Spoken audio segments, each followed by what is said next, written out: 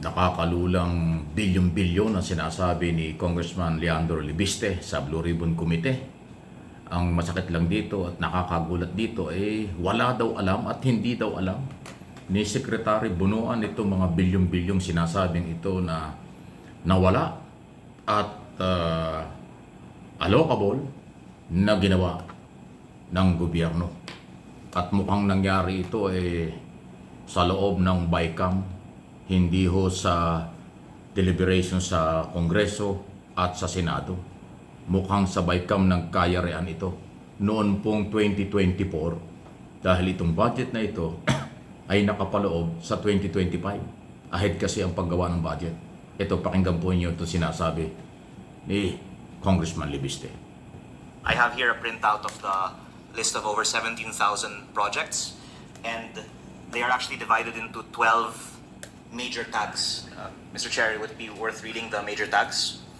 There is a allocable of 401.3 billion, Wow. BNI 10 of 6 billion, BIP on top of 33.4 billion, SENTI 2025 of 100 billion, F1 of 10 billion, N1 Prio 1 of 20 billion, non-allocable of 61.5 billion, OPESAP of 8 billion, OT2 of 21.27 billion, SANDI of 14 billion, Senators of 20.5 billion, and SMP/others of 25.6 billion.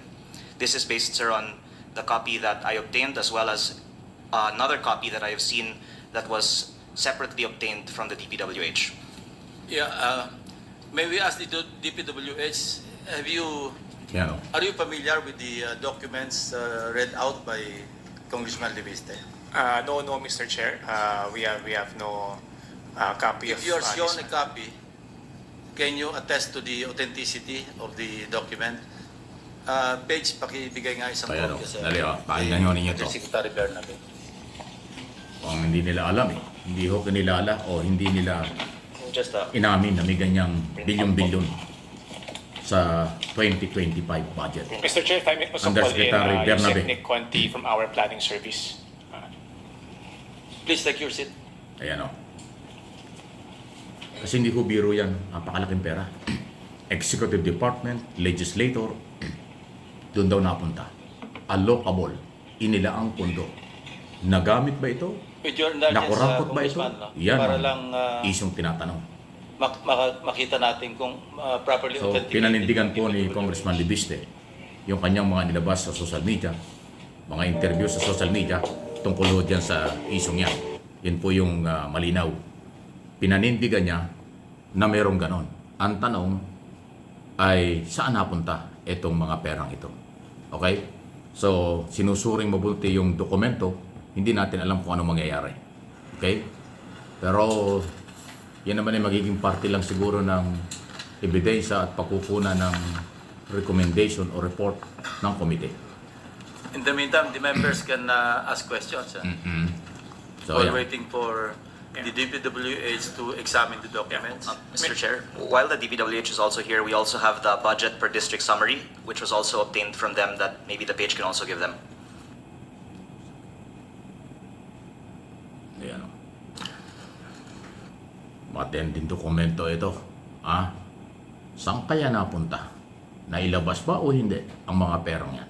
Ito yung dalawang opisyal ng DPWH. Undersecretary Bernabe itong naka-jacket ng Mr. brown. Chair. Yan kasalita. Yeah. Yung isa naman, We are comparing ito the yung documents Yosek na pumalit kay now, and Cabral. what we have is the second batch of documents pertaining to the district allocations budget allocations per district. As to the first set of files given to us, we have no personal knowledge of these files. Can you make a quick perusal para ma-determine nyo alin ba dyan yung pwede nyo agad na masabing ang source talaga DPWH at masabi nyo hindi yung iba? Kung hindi naman, we can you can do it at a later date, ano? Kung gusto niyo iuwi as Mr. Chair, homework. ito pong pangalawang set of files we can validate. Ito po yung hawak ko ngayon. Ito pong first set, we will have to look into this. I would Undersecretary Bernabe, yung surmise baka ito po yung galing sa computer ni late Undersecretary Cabral. So yung second batch, we can allow him to proceed, ano? To Yes, Mr. Chair. digest o kaya iparinig sa atin sa Ayan, public hearing ayan. na ito kung ano yung nilalaman. Yung second batch daw, okay lang. Mr. Chair, yung second batch actually na-post na rin sa Facebook noong Desyembre at summary lang naman po. No, I'm referring to the Blue Ribbon Committee Oo, records. yung social media kasi hindi Yung Facebook, pwedeng- hindi naman pwedeng gawin record ng Blue Ribbon. So you can discuss the second batch of documents if you wish. If not, then it's okay.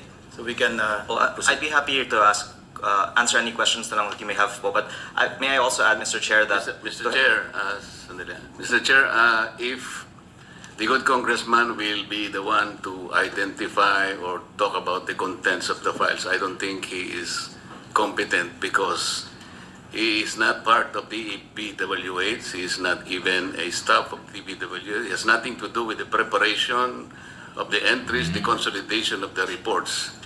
He has no personality to testify. I think what he can testify is limited only on how he was able to obtain the files from DPWH, particularly from the office of Josep Cabral.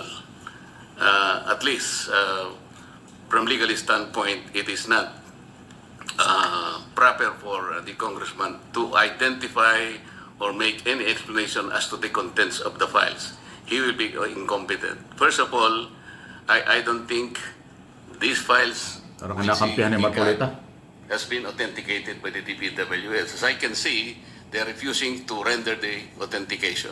Na-authenticate nila yung second batch. Yun ang nire-refer ko na pwedeng i-discuss based on his own analysis. Yes. Yung second batch that he submitted, authenticated na. So, yes, Mr. Chair, that is one I would like to ask them. How do you authenticate? Is this a public record or a private record? This is of public record, Mr. Chair. This is a how do summary you- of... Kasi, under the law, ang authenticate lang doon sa inano ng Supreme Court. Ito. Ano ni Marcoleta yung legal issue, no? Anyway, ang nakita ko po rito sa mga expose na ito at sinasabi ni Congressman Leandro Libiste,